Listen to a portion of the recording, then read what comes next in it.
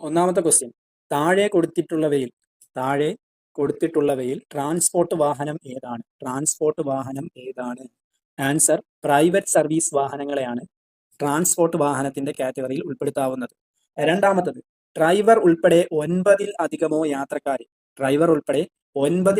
യാത്രക്കാരെ കയറ്റാവുന്നതും gross vehicle weight GVW 5 ടണ്ണിൽ കൂടുതലുള്ള motor വാഹനങ്ങളുടെ കാറ്റഗറി ഏതിലാണ് നിർവചിച്ചിരിക്കുന്നത്? M3 കാറ്റഗറിയിലാണ് ഈ വാഹനങ്ങളെ നിർവചിച്ചിരിക്കുന്നത്. അതായത് ഡ്രൈവർ ഉൾപ്പെടെ 9 പേരിൽ കൂടുതൽ കയറ്റാൻ പറ്റുന്നതും GVW 5 ടണ്ണിൽ കൂടുതലുള്ള വാഹനങ്ങൾ. മൂന്നാമത്തത്, ഡ്രൈവിംഗ് ലൈസൻസിന്റെ കാലാവധി പുതുക്കുന്നതിന് ലൈസൻസിന്റെ കാലാവധി കഴിയുന്നതിന്റെ എത്ര ദിവസം മുൻപ് അപേക്ഷിക്കാൻ കഴിയും? അതായത് ലൈസൻസ് പുതുക്കുന്നതിന് എത്ര ദിവസങ്ങൾക്ക് മുമ്പ് എന്ത് ചെയ്യാം? അപേക്ഷിക്കാം. 365, അതായത് 1 വർഷം മുമ്പ് നമുക്ക് ഇതിനു വേണ്ടി എന്ത് ചെയ്യാം? അപേക്ഷിക്കാൻ കഴിയും. അടുത്ത ക്വസ്റ്റ്യൻ, ലേണേഴ്സ് ലൈസൻസ് ഉള്ള വ്യക്തി വാഹനം ഓടിച്ചു പഠിക്കുമ്പോൾ വാഹനത്തിന്റെ മുൻവശത്തും പിറകുവശത്തും എന്താണ് ചെയ്യേണ്ടത്? അതായത് വെള്ള പ്രതലത്തിൽ ചുവപ്പ് L എന്ന അക്ഷരം പ്രദർശിപ്പിച്ചിരിക്കണം. അതായത് വൈറ്റ് ബാക്ക്ഗ്രൗണ്ടിൽ L എന്ന റെഡ് അക്ഷരം പ്രദർശിപ്പിച്ചിരിക്കണം. അടുത്തത്, ജൂനിയർ ലൈസൻസിംഗ് അതോറിറ്റിയുടെ അധികാരം താഴെ കൊടുത്തിരിക്കുന്നതിൽ ഏതാണ്?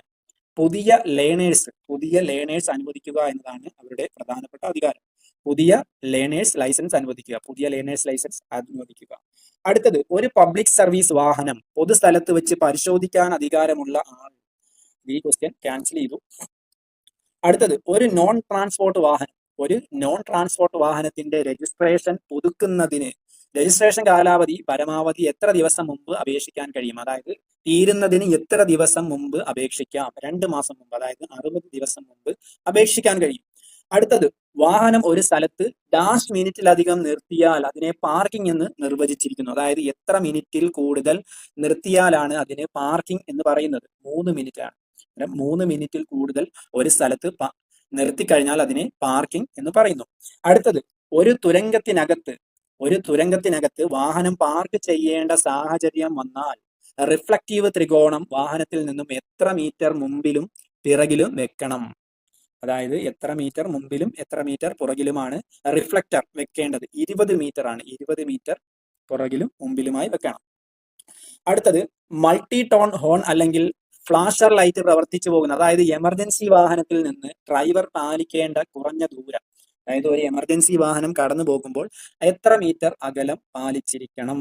അതായത് ഇത് 50 മീറ്റർ അകലം പാലിച്ചിരിക്കണം. 50 മീറ്റർ അകലം പാലിച്ചിരിക്കണം. അടുത്തത്, പെഡസ്ട്രിയൽ ക്രോസിംഗ്, അതായത് കാൽനടക്കാർ ക്രോസ് ചെയ്യുന്ന സ്ഥലത്ത് നിന്നും എത്ര ദൂരം മുന്നെയാണ് വാഹനം നിർത്തി അവർക്ക് വേണ്ടി യാത്രയ്ക്ക് ഒരുക്കേണ്ടത് എന്നാണ്. അതായത് 5 മീറ്റർ അകലത്തിൽ വേണം നമ്മൾ വാഹനം നിർത്താൻ. അടുത്തത്, ചങ്ങലകൾ അല്ലെങ്കിൽ കയറുകൾ ഉപയോഗിച്ച്, അതായത് ഒരു വാഹനം കെട്ടിവലിച്ചു കൊണ്ടുപോകുന്ന വാഹനവും തമ്മിലുള്ള പരമാവധി ദൂരം എത്ര ദൂരം വേണം? 5 മീറ്റർ ആണ് പരമാവധി ഇതിന്റെ ദൂരം. അടുത്തത്, എമർജൻസി വാഹനങ്ങളുടെ മുൻഗണനാ ക്രമം ഏതാണ്? ഇതിൽ ഫയർഫോഴ്സിനാണ് ആദ്യമായി നമ്മൾ മുൻഗണന കൊടുക്കേണ്ടത്. രണ്ടാമത് ambulance, 3 police. Fire service, ambulance, police. Next, goods വാഹനങ്ങൾ കേരളത്തിലെ റോഡുകളിൽ അനുവദിച്ചിട്ടുള്ള പരമാവധി വേഗത എത്ര? ഗുഡ്സ് വാഹനങ്ങൾക്ക് പരമാവധി എത്ര വേഗത്തിൽ എന്ത് ചെയ്യാൻ പറ്റും? ഇവിടെ യാത്ര ചെയ്യാൻ കഴിയും എന്നാണ് ചോദിച്ചിരിക്കുന്നത്. ഗുഡ്സ് വാഹനങ്ങൾക്ക് എത്ര വേഗത്തിൽ എന്ത് ചെയ്യാം? യാത്ര ചെയ്യാം. 80 kilometre per hour. 80 kilometre per അവറിൽ എന്ത് ചെയ്യാം? അവർക്ക് യാത്ര ചെയ്യാൻ കഴിയും.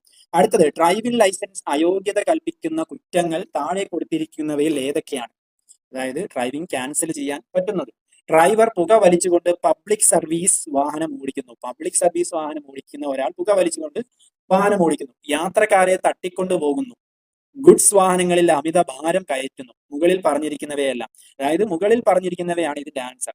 അതായത് ഡ്രൈവർ പുക വലിച്ചുകൊണ്ട് പബ്ലിക് സർവീസ് വാഹനം ഓടിക്കുക, അല്ലെങ്കിൽ യാത്രക്കാരെ തട്ടിക്കൊണ്ടുപോവുക, ഗുഡ്സ് വാഹനങ്ങളിൽ അമിതമായി ഭാരം കയറ്റുക, ഇതെല്ലാം അയോഗ്യത കൽപ്പിക്കാവുന്ന കുറ്റങ്ങളാണ്. ഇനി അടുത്തത്, കേരളത്തിലെ നിരത്തുകളിൽ അനുവദിക്കപ്പെട്ട പരമാവധി വേഗതാ പരിധി താഴെ കൊടുത്തിരിക്കുന്നവയിൽ ഏതാണ് ശരി? സ്കൂൾ ബസ്സുകൾ പരമാവധി വേഗത 50 കിലോമീറ്റർ പെർ അവർ ആണ്. അത് ശരിയാണ്. അടുത്തത് സിറ്റി ലിമിറ്റഡ് വാഹനങ്ങളുടെ പരമാവധി വേഗത 50 കിലോമീറ്റർ. അതും ശരിയാണ്. അന്നേരം 1ഉം 2ഉം ശരിയാണ്. അടുത്തത് കേരളത്തിലെ നിരത്തുകളിൽ അനുവദിക്കപ്പെട്ട പരമാവധി വേഗത, അതായത് താഴെ കൊടുത്തിരിക്കുന്നതിൽ ഏതാണ് ശരി? 6 ലൈൻ റോഡിൽ പരമാവധി 110 കിലോമീറ്റർ സ്പീഡിൽ യാത്ര ചെയ്യാൻ കഴിയും. അത് ശരിയാണ്.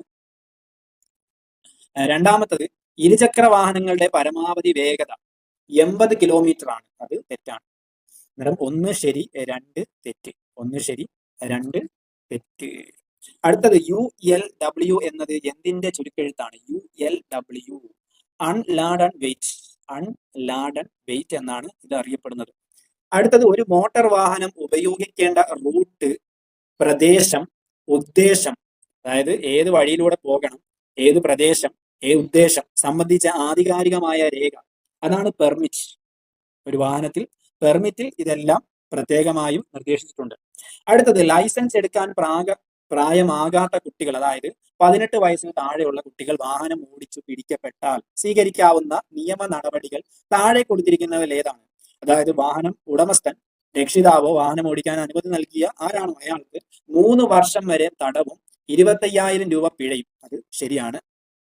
വാഹനത്തിന്റെ രജിസ്ട്രേഷൻ 12 മാസത്തേക്ക്, അതായത് 1 വർഷത്തേക്ക് ക്യാൻസൽ ചെയ്യാൻ പറ്റും. അതും ശരിയാണ്. കുട്ടിക്ക് 25 വയസ്സ് വരെ ലൈസൻസ് എടുക്കുന്നതിൽ നിന്നും അയോഗ്യത കൽപ്പിക്കാൻ കഴിയും. അതും ശരിയാണ്. കുട്ടിക്കെതിരെ ജുവനൈൽ ജസ്റ്റിസ് ആക്ട് 2000 നടപടിയെടുക്കാം, അതായത് ജുവനൈൽ ജസ്റ്റിസ് 2000 മുഖാന്തരം എന്ത് ചെയ്യാം? നടപടിയെടുക്കാൻ കഴിയും. ഇതും ശരിയാണ്. അന്നേരം ഈ 4 എണ്ണവും നമുക്ക് എന്ത് ചെയ്യാം? സ്വീകരിക്കാവുന്നതാണ്. അടുത്തത് യാത്രക്കാരനായ ബാലു റോഡിൽ നടന്ന അപകടത്തിൽ പരിക്കുപറ്റി വീണു കിടന്ന ഒരാളെ കാണുന്നു. അയാളെ എന്ത് ചെയ്യുന്നു? ബാലു അയാൾക്ക് പ്രാഥമിക പരിരക്ഷ കൊടുക്കുകയും ഒരു ആംബുലൻസ് വിളിച്ച് അയാളെ ആശുപത്രിയിൽ എത്തിക്കുകയും ചെയ്തു. ആശുപത്രി പരിക്ക് പറ്റിയ ആളെ അഡ്മിറ്റ് ചെയ്തു, പോലീസിനെ വിളിക്കൂ. അങ്ങനെയാണെങ്കിൽ താഴെ കൊടുത്തിരിക്കുന്നവയിൽ ഏതൊക്കെയാണ് ശരിയായിട്ടുള്ളത്? 1. തന്റെ വിവരങ്ങൾ പോലീസിനും ആശുപത്രിക്കും നിർബന്ധമായും കൊടുക്കണം. അത് നിർബന്ധമുള്ള കാലമല്ല. അത് തെറ്റാണ്. അത് നിർബന്ധമില്ല. പരിക്ക് പറ്റിയ ആളുടെ ആദ്യ ചികിത്സാ ചെലവുകൾ വഹിക്കണം. അതും ശരിയല്ല. അടുത്തത് കോടതിയിൽ നിർബന്ധമായും സാക്ഷിയാകണം. അതും തെറ്റാണ്. 4. ഗുഡ് സമരിയൻ ആയ ഒരാളുടെ ആവശ്യപ്രകാരം മേൽ പറഞ്ഞ 3 ഓപ്ഷനിലെ കാര്യങ്ങളും ഒഴിവാക്കി അവിടെ നിന്നും പോകാൻ കഴിയും. അതായത് അയാളെ എന്ത് ചെയ്യാം? അവിടെ നിന്നും ഒഴിവാക്കാൻ കഴിയും. അതാണ് ശരിയായിട്ടുള്ളത്. അതായത് 4 മാത്രമാണ് ശരി. അടുത്തത് 2 ഗ്രാമീണർ റോഡിൽ നടന്ന ഒരു അപകടം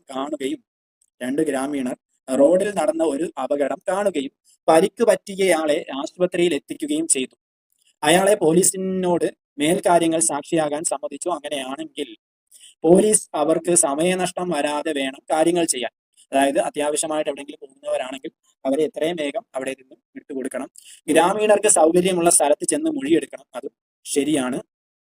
അങ്ങനെ മൊഴിയെടുക്കാൻ ഗ്രാമീണരുടെ വീട്ടിൽ ചെല്ലുമ്പോൾ പോലീസ് യൂണിഫോം ഒഴിവാക്കണം. അതും ശരിയാണ്. ഗ്രാമീണരെ പോലീസ് സ്റ്റേഷൻ നിർബന്ധമായും വിളിക്കണം. അത് തെറ്റാണ്. അന്നേരം 1, 2, 3 ശരി. അടുത്തത് NHAI national highway authority of India ഉപയോഗിക്കുന്ന ഇലക്ട്രോണിക് ടോൾ പിരിവ്, നമുക്കറിയാം ഫാസ്ടാഗ് ആണത്. ക്വസ്റ്റ്യൻ: ഡ്രൈവറെ സംബന്ധിച്ച് താഴെ പറയുന്ന പ്രസ്താവനകളിൽ കുറ്റം എന്നത് ഏതാണ്? നിയമപരമായ വേഗതാ പരിധിക്ക് മുകളിൽ, അതായത് ഓവർ സ്പീഡ്, അപകടകരമായ വാഹനം ഓടിക്കുക, മദ്യപിച്ച് വാഹനം ഓടിക്കുക, ഹെൽമറ്റ് വെക്കാതെ ഇരുചക്ര വാഹനം ഓടിക്കുക. ഇത് 4ഉം 1, 2, 3 ഇത് അതായത് 4 എന്ത് ചെയ്യാം? ലൈസൻസ് സസ്പെൻഡ് ചെയ്യപ്പെടാവുന്ന കുറ്റങ്ങളാണ്. അടുത്തത് രജിസ്ട്രേഷൻ സർട്ടിഫിക്കറ്റ്, ഡ്രൈവിംഗ് ലൈസൻസ് തുടങ്ങിയവ പരിശോധിക്കുന്ന ഉദ്യോഗസ്ഥർക്ക് അവ ഇലക്ട്രോണിക്കായും സമർപ്പിക്കാൻ പറ്റും. അതായത് ഇലക്ട്രോണിക് രേഖയായി നൽകാൻ പറ്റും. ഇത് ഏതൊക്കെ തരത്തിലാണ്? അതായത് പരിവാഹൻ, ഡിജി ലോക്കർ, ഈ 2 അതായത് ആപ്ലിക്കേഷനിലൂടെ നമുക്ക് എന്ത് ചെയ്യാം? സേവ് ചെയ്ത് വെച്ചിട്ട് ഉദ്യോഗസ്ഥനെ കാണിക്കാവുന്നതാണ്. അടുത്തത് വൈറ്റഡ് ഡെസിബൽ എന്ന് വെച്ചാൽ നമുക്കറിയാം ഡെസിബൽ എന്നാൽ ശബ്ദത്തിന്റെ യൂണിറ്റ്. അന്നേരം ശബ്ദത്തിന്റെ യൂണിറ്റ് ആണ്. അടുത്തത് VLTD എന്തിന്റെ ചുരുക്കെഴുത്താണ്? Vehicle location tracking device. അടുത്തത് spark arrester, class label, emergency information panel എന്നിവ ഏത് വണ്ടിയുമായി ബന്ധപ്പെട്ട, അതായത് താഴെ കൊടുത്തിരിക്കുന്നതിൽ ഏതാണ് ഉദ്ദേശിക്കുന്നത്? അപകടകരമായ വസ്തുക്കൾ കയറ്റുന്ന ചരക്ക് വാഹനങ്ങൾക്ക് വേണ്ടിയുള്ളതാണ്. അതായത് ഹസാർഡ് വാഹനങ്ങൾക്ക് വേണ്ടിയുള്ളതാണ്. അടുത്തത് സ്പീഡ് ഗവർണർ വാഹനത്തിൽ ചെയ്യുന്നത് എന്താണ്? അതായത് സ്പീഡ് ഗവർണർ എന്തിനു വേണ്ടിയാണ് വെക്കുന്നത്? വാഹനത്തിന്റെ വേഗത നിശ്ചിത പരിധിക്ക് മുകളിൽ പോകുന്നത് തടയാൻ വേണ്ടിയാണ്. അടുത്തത് കേരളത്തിലെ സ്വകാര്യ സ്റ്റേജ് കാരേജ് ബസ്സുകൾ അനുവദിപ്പിക്കപ്പെട്ട ബസ്സിന് അടിക്കേണ്ട നിറം ഏതാണ്? അതായത് ഓപ്ഷൻ ബി ആണ്. സിറ്റി ബസ്സുകൾക്ക് ലൈം ഗ്രീൻ, പച്ച കളറാണ്. സിറ്റി ബസ്സുകൾ നമുക്കറിയാം പച്ച കളറാണ്.